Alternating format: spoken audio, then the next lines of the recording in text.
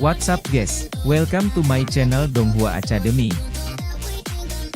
Video kali ini adalah spoiler BTTH episode 54 di mana cerita berlanjut ketika Xiao Yan tiba-tiba datang membantu klan primer.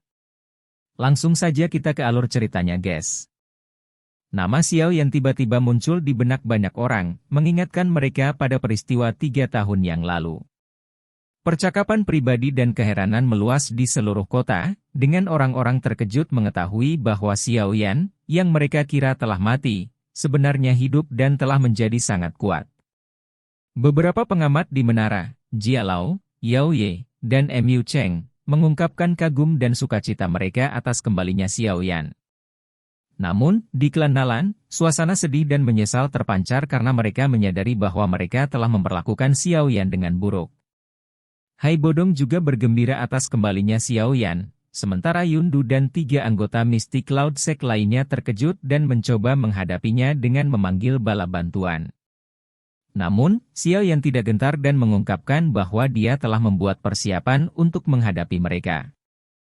Kemudian, sekelompok sosok muncul dari kejauhan, yang merupakan orang-orang yang ingin membalas dendam pada Yundu dan kelompoknya. Xiao Yan dengan senang hati menyambut bantuan ini dan mengancam Yundu bahwa mereka akan diberikan rasa obat mereka sendiri. Yundu dan kelompoknya merasa takut ketika mereka merasakan niat membunuh yang gelap dari Xiao Yan. Xiao Yan memerintahkan pasukannya untuk menyerang dan mereka pun melancarkan serangan ke anggota Mystic Cloud Sect yang agak cemas. Xiao Yan hanya mengatakan bahwa mereka akan menghancurkan Mystic Cloud Sect. Pertarungan pun dimulai dan pasukan Xiao Yan mendominasi pertempuran. Hai Bodong menghadapi 2 Dou Huang dari Mystic Cloud Sect, sementara Xiao Yan fokus pada Dou Huang. Xiao Yan tidak mengizinkan anggota kelas Dou Huang atau yang lebih kuat untuk ikut bertarung saat itu. Mereka ingin menahan kekuatan mereka. Ya Fei, kepala klan primer, memerintahkan pemanahnya untuk menggunakan panah ki penghancur. Namun, sebelum mereka bisa meluncurkan serangan, sosok misterius muncul dan memperkenalkan dirinya sebagai saudara laki-laki Xiao Yan. Mereka bergembira bertemu dan Xiao Yan merasa emosional melihat kakaknya yang menderita. Xiao Yan meminta Ya Fei untuk menyerahkan Mystic Cloud Sect kepadanya, dan ia segera meluncur ke udara. Xiao Yan menggunakan kekuatan api dan menghancurkan anggota Mystic Cloud Sect dengan kekuatan yang mengerikan. Di dalam manor yang besar, terdengar suara gemuruh yang mengerikan. Tubuh para murid sekte Mystic Cloud meledak menjadi abu setiap kali suara itu terdengar. Murid-murid itu berusaha melarikan diri ketika terjadi kekacauan di dalam manor, namun, mereka tidak menyadari perubahan yang terjadi di depan karena penglihatan mereka terbatas. Tiba-tiba, tubuh mereka secara otomatis menyala dan mereka menjadi abu dalam waktu singkat. Saat mereka melarikan diri dari manor, fenomena penyalaan tubuh secara otomatis tersebut perlahan menghilang, tetapi sebagian besar murid telah menjadi korban. Bubuk putih keabu-abuan menutupi manor, dan suasana menjadi sangat mencekam. Tatapan semua orang akhirnya tertuju pada seorang pemuda berjubah hitam yang mengendalikan situasi ini. Para murid Mystic Cloud yang selamat sangat takut saat melihat pemuda tersebut. Mereka melihatnya sebagai setan yang haus darah. Kegilaan dan kekejaman pemuda itu meninggalkan kesan yang mengerikan pada mereka. Sementara itu, anggota klan primer yang berada di dalam manor juga terkejut.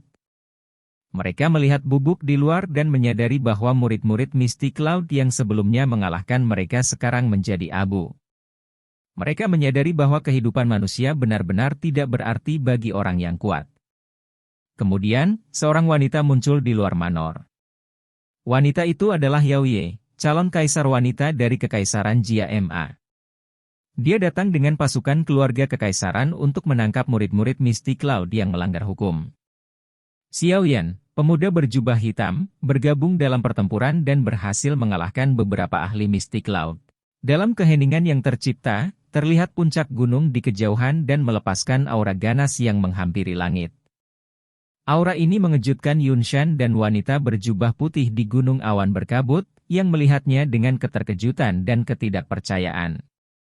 Yunshan, seorang pemimpin sekte bernama Mystic Cloud Sect, mendapat kabar bahwa seorang anak kecil yang disebut Xiao Yan, yang sebelumnya diyakini telah mati, sebenarnya masih hidup. Yun Shan memutuskan untuk menyelidiki lebih lanjut dan menyadari bahwa kelompok Xiao Yan telah mengirim pasukan besar ke ibu kota. Ketika Yun Shan tiba di aula besar Mystic Cloud Sect, dia melihat kekacauan dan kepanikan di antara anggota sekte. Sebagai pemimpin, Yun Shan memerintahkan semua orang untuk tenang. Dia duduk di kursi pemimpin dan bertanya tentang situasi.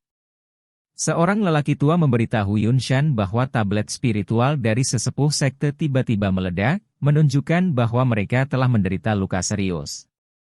Ketika anggota sekte mencoba mencari tahu penyebab serangan ini, ada spekulasi bahwa 3 klan besar dan keluarga kekaisaran telah bergandengan tangan untuk melawan Mystic Cloud Sect. Beberapa anggota sekte ingin membalas dendam dan memusnahkan 3 klan besar dan keluarga kekaisaran. Namun, Yun Shan mengungkapkan bahwa klan Xiao telah kembali dan bertanggung jawab atas serangan tersebut. Kabar ini mengejutkan semua orang, karena mereka mengira klan Xiao telah berada di ambang kehancuran.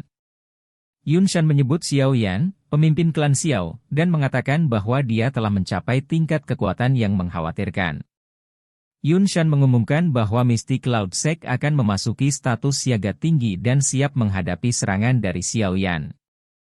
Dia memerintahkan anggota sekte untuk membunuh siapapun yang mencoba mendekati gunung sekte secara diam-diam. Suara guntur bergema di langit jauh, dan 2 sosok manusia muncul dengan tubuh yang terguncang. Mereka jatuh dari langit dan menabrak jalan dengan keras, menciptakan lubang yang dalam di tengah kota. Yun Du dan Yun Sa, 2 elit Do Huang dari Mystic Cloud Sect, tergeletak di dalam lubang tersebut dengan luka parah. Meskipun mereka mencoba berbicara, darah segar keluar dari mulut mereka, dan mereka akhirnya mokat di depan banyak orang. Kejadian ini mengguncang banyak orang, karena 2 elit Do Huang yang kuat dianggap sebagai sosok yang tak terkalahkan. Mereka dibunuh oleh Xiao Yan, seorang pemuda berusia 20 tahun. Realitas ini mematahkan pandangan bahwa elit Do Huang tidak dapat dikalahkan. Hilangnya 2 elit Do Huang ini mengubah situasi di Kekaisaran Jiama. Xiao Yan, yang kembali dengan kekuatan besar, akan memulai pertempuran yang mungkin menentukan dengan Mystic Cloud Sect. Faksi-faksi besar di ibu kota, seperti klan Nalan, klan Mu, dan asosiasi alkemis, perlu mempertimbangkan sisi mana yang akan mereka dukung dalam pertempuran ini. Xiao Yan, yang tidak menyadari dampaknya, melanjutkan pemandangan dari langit dan melihat ke arah istana kekaisaran, asosiasi alkemis, klan Mu, dan klan Nalan. Dia juga memberi tanda kepada Lin Yan dan yang lainnya, lalu berbicara dengan Hai Bodong, meminta maaf karena menyerang lawannya. Hai Bodong, meskipun tersenyum pahit, merasakan ketakutan setelah melihat kekuatan Xiao Yan. Dia menyadari bahwa dia tidak akan bisa bertahan dalam pertempuran melawan Xiao Yan. Xiao Yan berterima kasih kepada Hai Bodong dan memberikannya botol giok yang berisi pil obat ungu tua yang memancarkan kilau yang memikat. Hai Bodong terkejut melihat pil obat ini yang diakini dapat memulihkan kekuatannya yang hilang. Hai Bodong merasa terkejut dan berterima kasih atas kesetiaan Xiao Yan yang telah mengingat janji mereka. Sementara itu, pertempuran antara Mystic Cloud Sekte dan klan Primer berakhir dengan kekalahan Mystic Cloud Sekte. Banyak anggota Mystic Cloud Sekte tewas atau ditangkap, dan kabar tentang kejadian ini menyebar dengan cepat di ibu kota dan kerajaan tetangga. Setelah pertempuran, anggota klan Primer mulai membersihkan tempat tinggal mereka yang berantakan.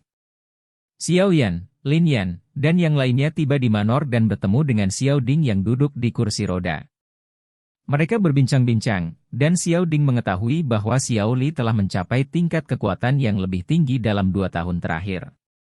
Xiao Ding mengungkapkan bahwa dia diracuni dan telah kehilangan perasaan di kedua kakinya.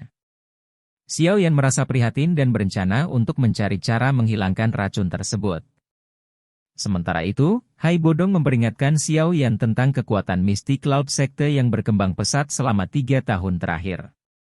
Hai Bodong menyarankan agar Xiao Yan bersekutu dengan 2 klan besar lainnya dan asosiasi alkemis untuk menghadapi Mystic Cloud Sekte. Xiao Yan mengungkapkan bahwa dia menyadari kekurangan Mystic Cloud Sekte dan menyimpulkan bahwa mereka menggunakan metode paksa untuk meningkatkan kekuatan mereka. Dia juga mencurigai adanya faksi misterius lain di dalam Mystic Cloud Sector, yang kemungkinan terhubung dengan kultus Hall of Souls. Hai Bodong mengakui bahwa kekuatan Mystic Cloud Sector sulit diatasi, terutama dengan kehadiran Yun Shan yang sangat kuat. Namun, Xiao Yan memastikan bahwa dia menyadari situasinya dan memiliki rencana sendiri. Dia memberikan tanda dengan tepukan tangan, dan 3 sosok muncul di aula, yang ternyata adalah Old Yin Gu, Su Mei, dan Tai Wu, 3 elit Dou Huang. Xiao Yan, Yin Gu tua, dan Hai Bodong memasuki kota tanpa menarik perhatian siapapun. Yin Gu tua dengan bangga mencatat bahwa mereka berhasil masuk tanpa terdeteksi oleh siapapun. Dia melihat ke sekeliling aula dengan senyuman di wajahnya dan mengatakan kepada Xiao Yan bahwa mereka tidak menarik perhatian siapapun saat memasuki kota. Namun, Xiao Yan merasa yakin dengan kekuatannya saat ini dan menyebut bahwa jumlah Dou Huang di tangannya tidak kalah dengan sekte Mystic Cloud. Dia bertanya pada Hai Bodong, apa yang harus ditakuti? Hai Bodong terkejut melihat 3 orang yang tiba-tiba muncul di aula. Dia menyadari bahwa kekuatan ketiga orang ini sebanding dengan dirinya. Bahkan, orang tua dengan wajah bayangan gelap tersebut sedikit lebih kuat darinya. Hai Bodong tidak bisa menyembunyikan keheranannya dan mengakui bahwa Xiao Yan masih menyembunyikan sesuatu yang tidak terduga. Xiao Yan tersenyum dan mengangkat cangkir teh sambil berbicara dengan lembut, adapun Yun Shan, serahkan dia untuk. Namun, sebelum dia dapat menyelesaikan kalimatnya, aula tiba-tiba bergoyang dan sosok tinggi dan pendek muncul. Sosok tinggi mengenakan gaun merah dengan wajah cantik yang mempesona, namun esensi dingin terpancar dari dirinya. Di sisinya, ada seorang gadis kecil berpakaian putih dengan mata besar yang berputar-putar, tampak penasaran. Kehadiran 2 orang ini membuat Xiao Yan terkejut. Dia segera melihat bahwa gadis kecil itu memegang kotak giok yang indah, dipancarkan aroma obat samar dari dalamnya. Xiao Yan merasa kesal karena menyadari bahwa mereka berdua pergi mencuri bahan obat tanpa memberitahunya. Hai Bodong, yang duduk di kursi pemimpin, juga terkejut melihat kedatangan mereka. Dia menyadari bahwa wanita yang menakutkan ini masih mengikuti Xiao Yan setelah 3 tahun berlalu. Xiao Yan tidak menunjukkan rasa takut, tetapi menunjukkan ketidaksenangannya.